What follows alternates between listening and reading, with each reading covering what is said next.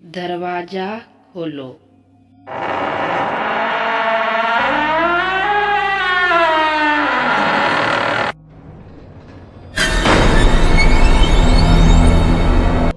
ये कहानी सिर्फ मनोरंजन के लिए है।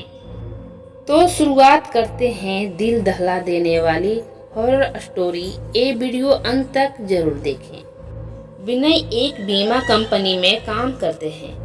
उनकी कंपनी उनको एक जगह से दूसरी जगह ग्राहक से मिलने के लिए भेजती रहती है, जिसके कारण वो अपना घर एक ठिकाने पर नहीं रख सकते थे। इस बार उनको नेपाल के छोटे से पहाड़ी इलाके में जाना था, करीब 1 महीने के लिए। इसलिए इस बार उन्होंने अपनी पत्नी को भी साथ ले लिया।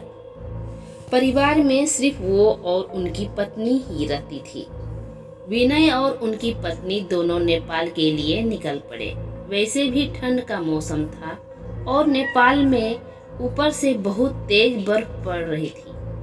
वो लोग अपने घर पहुंच चुके थे। अपने घर तक पहुंचने के लिए उनको बहुत संघर्ष करना पड़ा, क्योंकि घर छोटे से गांव में एक पहाड़ी इलाके में था, जिसकी वजह से दोनों बहुत थक चुके थे। रात के 12:30 बज चुके थे। जहां वो रह रहे थे वहां दूसरे घर एक दूसरों से बहुत दूर दूर थे। बाहर जोरों से ठंडी हवा और बर्फ गिर रही थी। दोनों अपने रजाई में दुबककर आराम ही कर रहे थे कि अचानक उनको लगा कि किसी ने उनके घर का दरवाजा खटखटाया। फिर उन्होंने सोचा कि क्या पता तेज हवा चलने की वजह से ऐसा हो रहा हो, इसीलिए उन्होंने उनको अनदेखा कर दिया। अगली सुबह विनय जिस काम के लिए आया था उसके लिए वो निकल पड़ा। उसकी पत्नी घर में अकेले ही थी। उसको समझ नहीं आ रहा था कि वो घर में बैठे वक्त कैसे बिताए। उसने सोचा कि चलो क्यों ना बाहर जाकर ही कुछ देख लिया जाए। बाहर ठंड तो थी पर हवा नहीं चल रही थी, इसलिए उसने अपना स्वेटर पहना और बाहर निकलने को तैयार हो गई। जैसे ही उसने अपना घर का गेट खोला, वैसे ही देखती है कि घर के पास बने एक खम्बे के पीछे एक छोटा सा बच्चा खड़ा है, जो उसको चुपके चुपके देख रहा है। विनय की पत्नी ने उसको अपनी ओर बुलाया, पर वो नहीं आया और वो वहां से भाग गया। अगले दिन भी कुछ ऐसा ही हुआ। वो लड़का उसको फिर से घूरे देखे जा रहा था। इस बार उसकी पत्नी ने उस बच्चे को पकड़ लिया और पूछा कि तुम यहाँ क्या कर रहे हो। उस बच्चे ने कुछ नहीं बोला और ना ही कुछ बताया। विनय की पत्नी ने उससे उसके घर के बारे में पूछा, तब भी वो कुछ नहीं बोल रहा था। आखिर में उसका नाम पूछने पर उसने अपने धीमी सी आवाज में अपना नाम सूरज बताया और फिर वहां से भाग गया। उसको उसका व्यवहार कुछ समझ नहीं आया। ये सिलसिला ऐसे ही चलता रहा। वो बच्चा रोज उसको खम्बे के पीछे से निहारता रहता था। उस दिन रविवार की रात थी। दोनों घर में अंगीठी के सामने आग ताप रहे थे, क्योंकि बाहर की हालत बहुत खराब थी।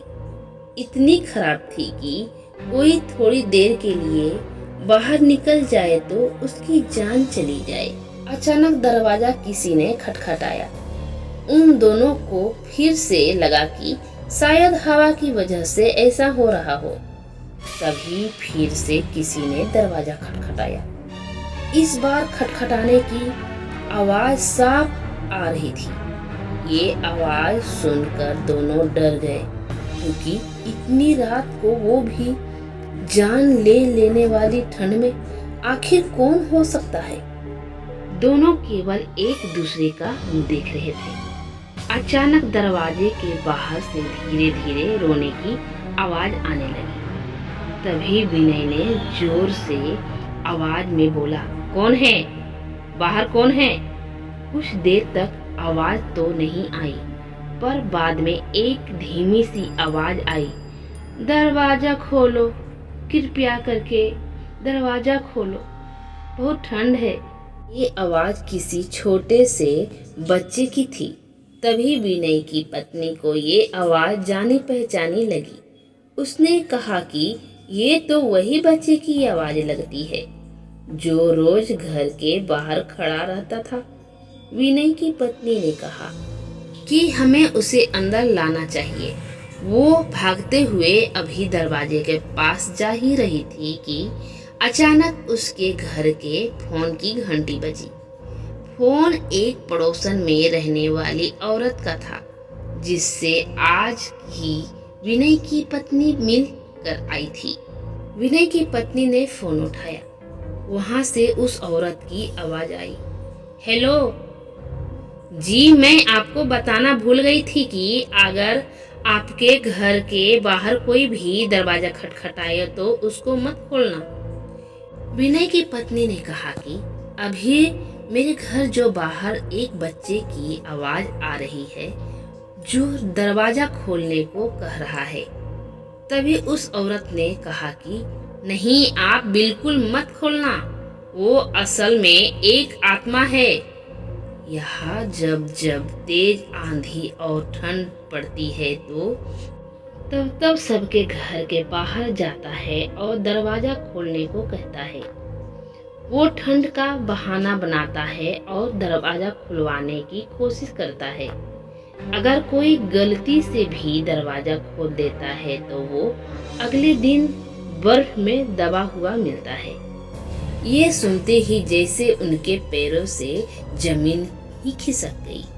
वो सोचने लगी कि जो बाहर दरवाजा खटखटा रहा है वो असल में एक आत्मा है। उन्होंने दरवाजा नहीं खोला। अगले दिन ही वो दोनों भागकर पड़ोसी के पास गए और पूरे मामले के बारे में पूछा। उस औरत ने बताया कि इस गांव में एक परिवार रहता था। पहाड़ टूटने की वजह से उस परिवार का विनाश हो गया। बस एक बच्चा बच गया। वो दूसरों के घर जा जाकर खाना मांगता। एक दिन बहुत जोरों से बर्फ की आंधी पड़ रही थी। वो दूसरों के घर के बाहर दरवाजा खटखटा कर घर के अंदर आने को गुहार लगा रहा था, पर किसी ने भी उसकी गुहार नहीं सुनी। ठंड की वजह से सब अपने घरों में दुबके हुए थे। कल सुबह होने पर उस बच्चे की लाश बर्फ में अकड़ी हुई मिली। आज भी कभी भी जोरों से बर्फ की आंधी आती है तो उसकी आत्मा सबके घर के पास आती है और गुहार लगाती है। ये सब सुनकर दोनों हैरान रह गए। लेकिन वो वहाँ एक महीने जब तक रहे तब तक 3-4 बार उनके साथ ऐसा ही हुआ। लेकिन विनय का काम खत्म हो जाने पर वो वहाँ से चले गए। पर विनय की पत्नी में दिमाग में एक रहस्य हमेशा बना रहा कि उस घटना के बाद जो बच्चा उसे रोज घर के बाहर दिखता था वो कभी नहीं दिखा।